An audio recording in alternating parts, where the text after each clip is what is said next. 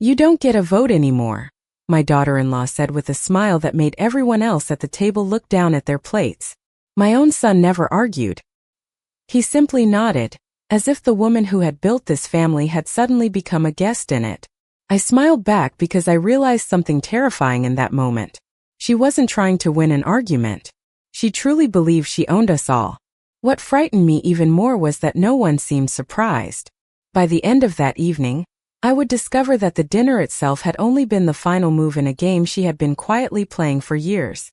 Looking back now, I can see the warning signs as clearly as fresh footprints after snowfall, but at the time I mistook control for kindness, confidence for generosity, and manipulation for love. My name is Margaret Collins.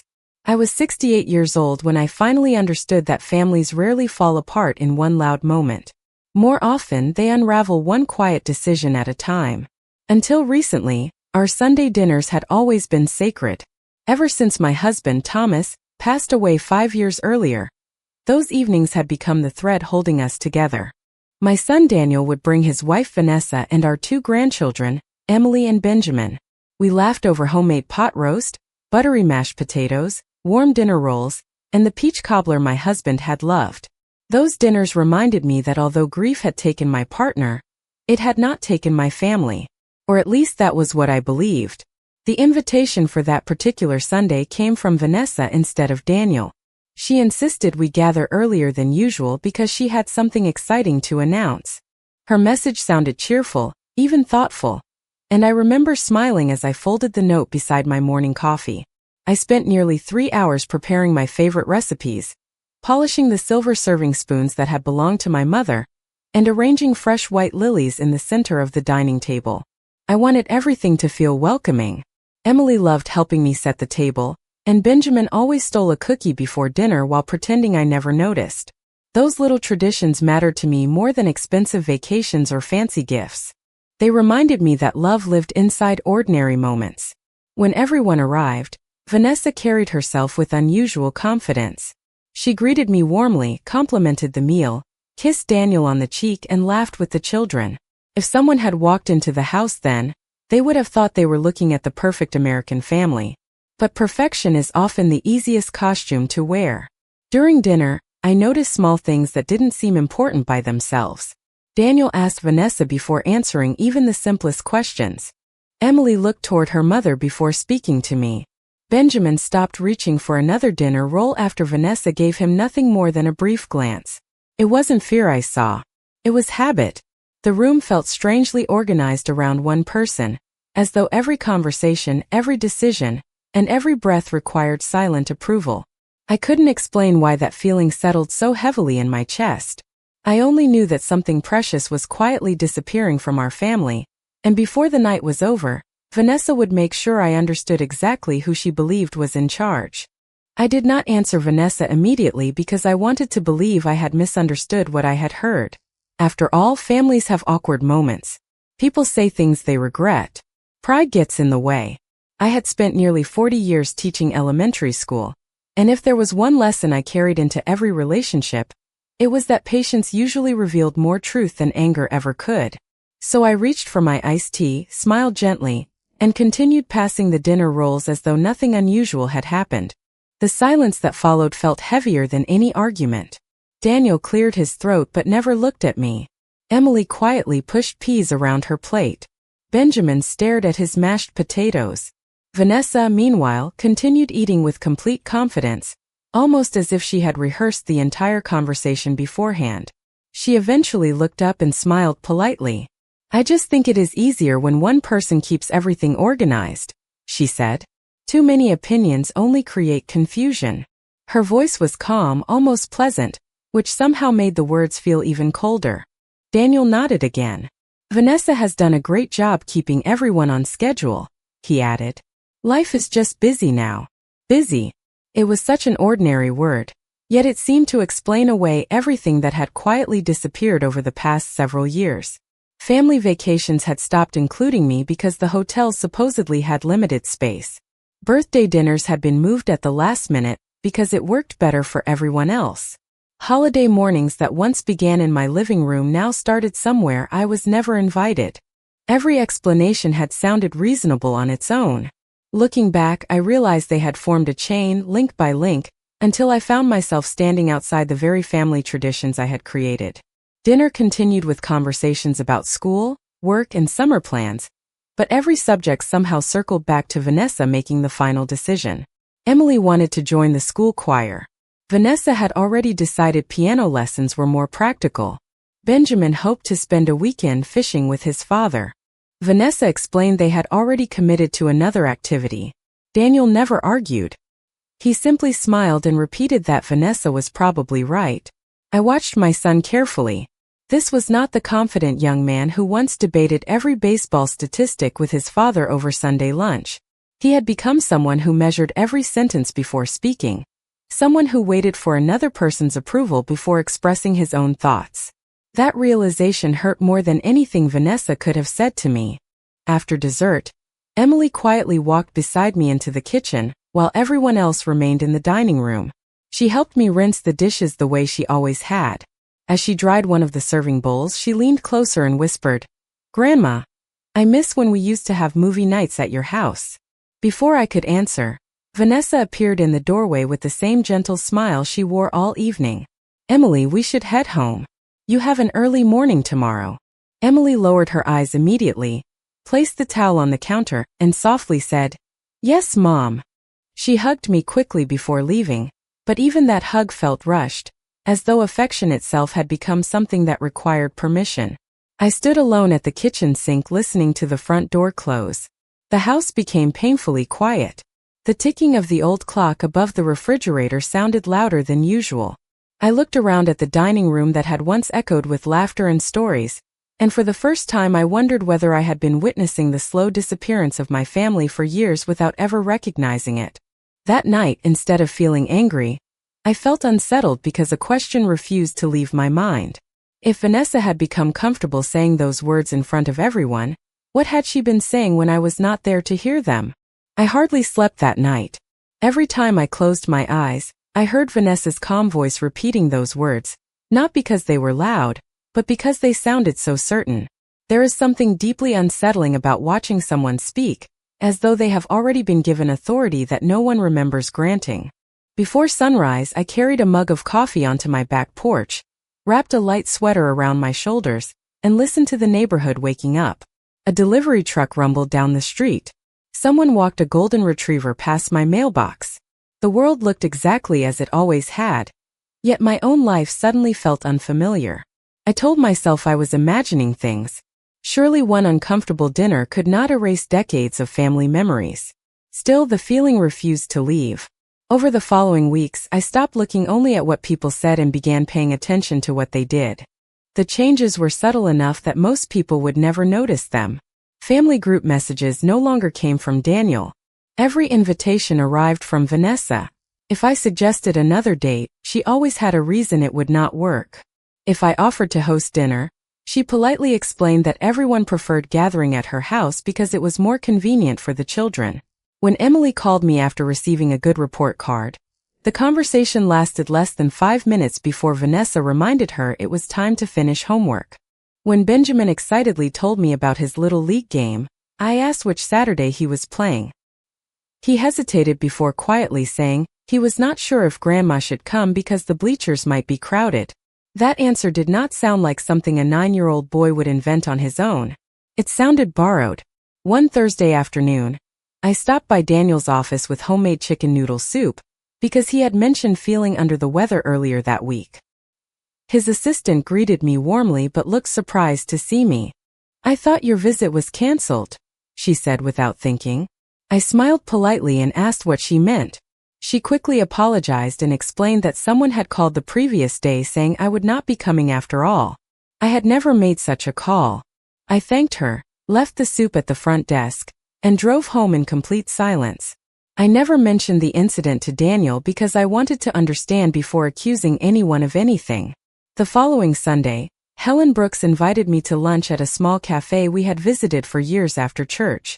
Helen had known me since our children were in elementary school together. She was one of those rare friends who could read my face before I spoke a single word. Halfway through our meal, she gently placed her coffee cup on the table and asked, Margaret, may I tell you something that has been bothering me? I nodded. Helen hesitated for a moment before continuing. A few weeks ago, I asked Vanessa why I never saw you at family events anymore. She laughed and said you preferred staying home because you were slowing down and did not enjoy large gatherings. I stared at Helen without saying anything. She reached across the table and squeezed my hand. I knew that could not be true. You have never been someone who hides from the people you love. My heart sank, not because of the lie itself, but because it explained so many empty weekends, so many invitations that never reached me, and so many neighbors who had casually asked if I was feeling well. Someone had quietly rewritten my story while I was still living it, and for the first time I began to wonder how many other conversations had taken place without my knowledge. I drove home from lunch with Helen more slowly than usual, taking the long road that passed the neighborhood park where Daniel used to play Little League every Saturday morning. I could still picture Thomas standing along the third base line with a folding chair and a paper cup of coffee, cheering louder than anyone else whenever our son managed to make contact with the ball. Those memories had never faded. If anything, they had become sharper with age. Perhaps that was why the present hurt so much. I was not mourning the loss of a house or a tradition. I was mourning the quiet disappearance of the family we had spent decades building together.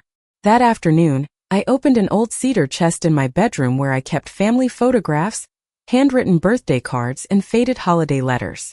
I was not searching for evidence against anyone. I simply needed to remind myself that my memories had been real. There was a photograph of Daniel at 8 years old proudly holding a lopsided birdhouse he had built with his father. Another showed our first Thanksgiving in this house, when we had borrowed folding chairs from neighbors because we could not afford a dining table large enough for everyone. We laughed through every imperfect holiday because being together mattered more than appearances. Thomas used to tell me that a strong family was built one ordinary day at a time. Looking at those photographs, I realized something else. A family could also be quietly taken apart one ordinary day at a time. I began replaying moments that had once seemed too small to question. Vanessa insisting that holiday dinners rotate every year because traditions felt old-fashioned. Vanessa offering to manage the family calendar so nobody would become confused. Vanessa volunteering to organize birthdays, vacations, and school events because she claimed she loved planning. None of those ideas sounded unreasonable by themselves. In fact, I had thanked her more than once for helping. I had mistaken control for generosity because she wrapped every decision inside a smile.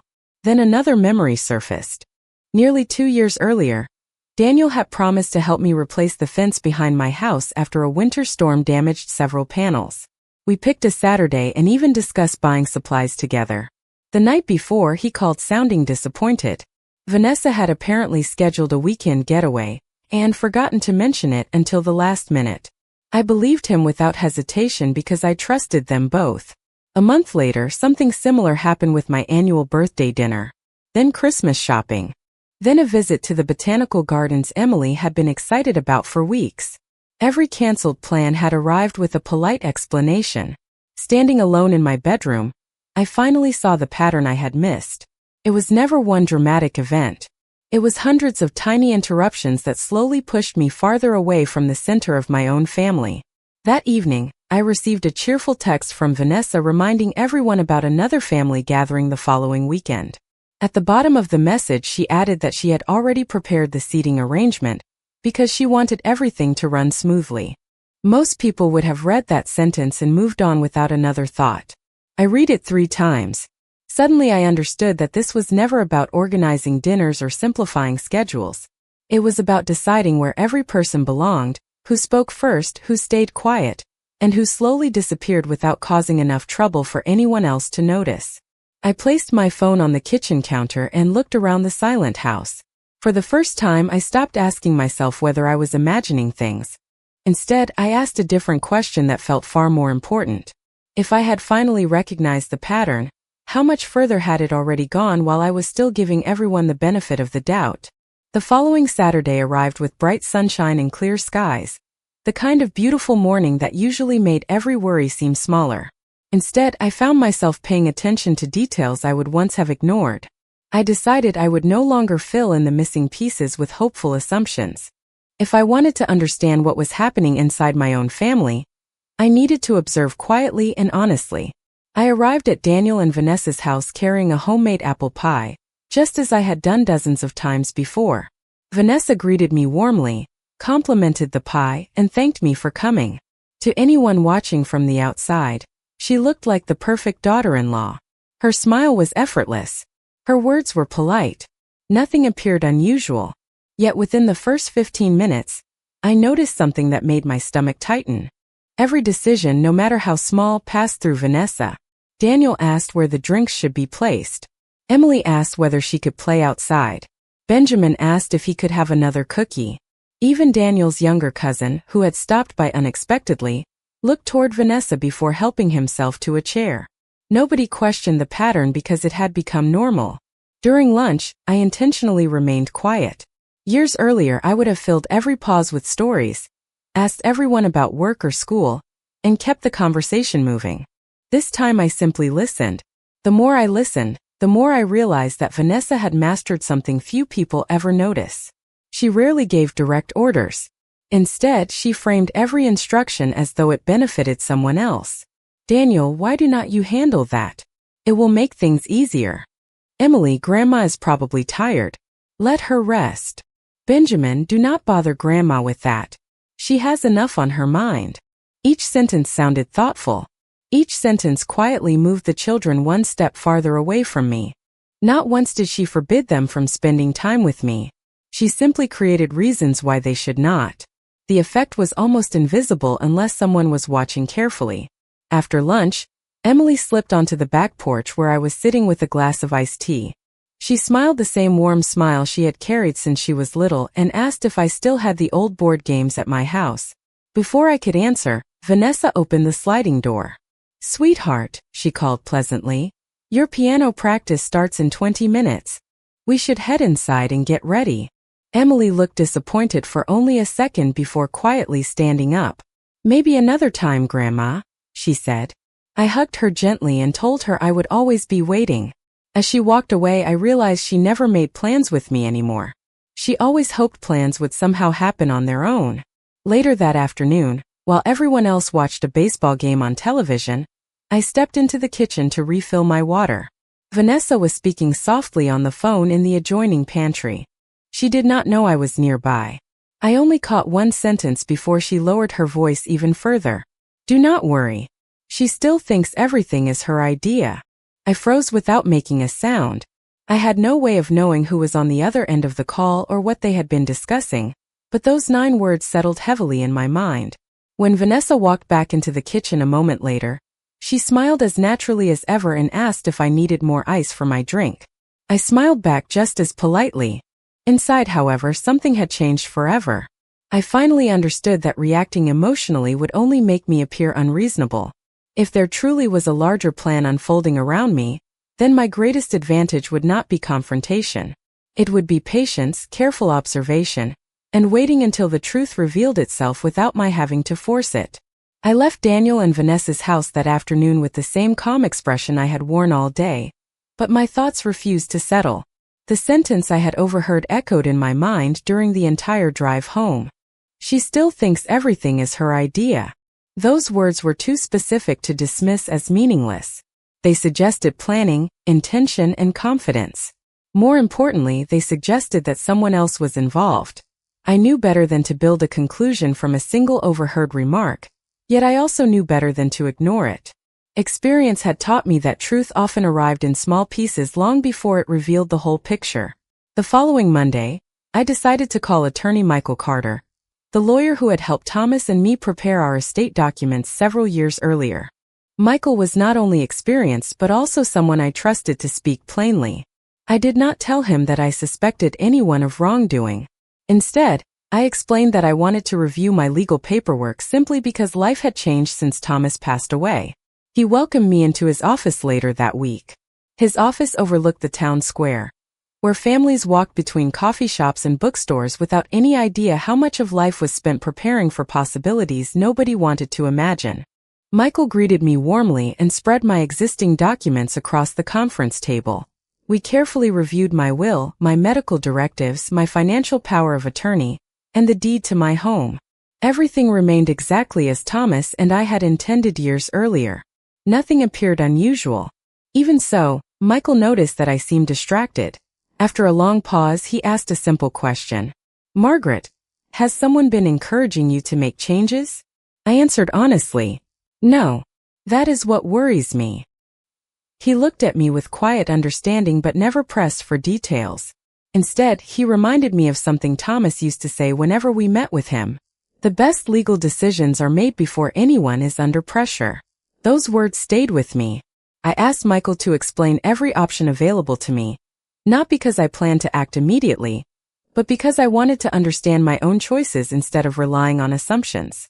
We discussed ways to protect my independence, ensure that my wishes remained clear, and avoid confusion in the future. I left his office carrying nothing more than a neatly organized folder, yet I also carried something far more valuable: confidence. For the first time in months, I felt as though I was no longer reacting to events but preparing thoughtfully for whatever might come next. A few days later, Daniel called unexpectedly. He sounded cheerful and mentioned that Vanessa had been talking about helping me simplify my finances one day because, in his words, it might become stressful keeping up with everything by yourself. I thanked him for caring and gently replied that everything was already organized. There was a brief silence before he changed the subject. The conversation lasted only a few minutes, but after hanging up, I noticed something I had previously overlooked. Every recent discussion about my future had begun with concern, then gradually shifted toward someone else taking responsibility for decisions that still belonged to me. Perhaps each conversation seemed harmless in isolation. Together, however, they formed another familiar pattern. I placed the folder from Michael on the shelf beside Thomas's old family Bible and quietly promised myself that from this moment forward, every important decision would come directly from me. If someone believed I was too distracted to notice what was happening, they were about to discover that growing older had sharpened my judgment far more than it had weakened it. Over the next 2 weeks, I changed nothing about my routine. I still baked on Fridays, watered the flowers every morning, attended church on Sundays, and answered every family message with the same warmth I always had. If Vanessa expected me to become defensive or suspicious, she would have been disappointed. The greatest advantage of remaining calm was that people often revealed far more than they intended. They relaxed. They assumed they were no longer being observed. That was exactly what happened. One Wednesday afternoon, Daniel called and asked whether he and Vanessa could stop by after dinner. He explained they wanted to discuss a few practical things about the future. His voice sounded casual, but there was a carefulness beneath it that I had begun to recognize. I welcomed them without hesitation. When they arrived that evening, Vanessa carried a small notebook while Daniel held 2 cups of coffee from my favorite cafe. They chatted pleasantly about Emily's upcoming piano recital and Benjamin's baseball season before Vanessa gently shifted the conversation. "Margaret," she began with an encouraging smile, "Daniel and I have been thinking about how much responsibility you still carry by yourself. We just want to make sure everything is easier for you as the years go by." I thanked her for the concern and waited. She opened her notebook and began listing suggestions. Perhaps I should let someone else organize my appointments. Perhaps I should consider adding another person to help oversee financial matters, if an emergency ever happened. Perhaps it would be wise to think about moving closer to them one day so daily decisions would become simpler. Every proposal sounded thoughtful on the surface. None of them required an immediate answer. Yet every suggestion quietly transferred a little more control away from me. I noticed Daniel remained unusually quiet. Whenever I asked him a direct question, he glanced toward Vanessa before answering. It reminded me of the way Emily now looked toward her mother before speaking. The pattern had spread further than I first realized. I smiled and told them I appreciated every suggestion, but had recently reviewed all of my legal and financial plans with my attorney. The room became noticeably quieter. Vanessa's smile remained in place, although it seemed to freeze for the briefest moment. "Already?" she asked. "That was quick." I nodded. Thomas always believed important decisions should be reviewed before they become urgent. Daniel looked surprised. "You never mentioned seeing Michael Carter." "There was nothing to worry anyone about," I answered calmly. "I simply wanted to make sure everything reflected my own wishes." Vanessa closed the notebook without another recommendation. For the remainder of the visit, she spoke less than usual. Before leaving, she hugged me warmly and said she was only trying to help because she cared about me. I thanked her sincerely because I believed there was no value in arguing over intentions that could not be proven. After they drove away, Helen called to check on me. I shared only the facts, never my conclusions. She listened carefully before saying something that stayed with me long after we ended the conversation. "Margaret, when someone becomes disappointed that you are prepared instead of relieved that you are protected, pay attention to that feeling." I stood at my living room window watching the porch light reflect across the quiet street. I realized I no longer needed to guess whether I was imagining the pattern. The expressions on Daniel's and Vanessa's faces had answered more questions than words ever could. Whatever they expected to happen next had clearly depended on me remaining unprepared. And for the first time since all of this began, I sensed that the balance had quietly shifted in my favor without either of them fully realizing it. The opportunity arrived sooner than I expected. Daniel called the following week and invited everyone to a family barbecue at his house to celebrate Emily's piano recital and Benjamin's successful baseball season. Aunts, uncles, cousins, neighbors, and a few longtime family friends would all be there. His voice sounded genuinely hopeful, and for a brief moment I heard the son I had raised instead of the man who had slowly learned to ask permission before making decisions. I accepted the invitation without hesitation. This time, however, I arrived carrying something far more important than a homemade dessert. I carried complete peace of mind. Earlier that morning, I had placed certified copies of my updated legal documents in a secure folder at home after another meeting with Michael Carter. Everything reflected exactly what I wanted, exactly as I had chosen, and exactly as the law required. No confusion remained. No uncertainty lingered. Whatever happened next, my future would no longer depend on anyone else's expectations.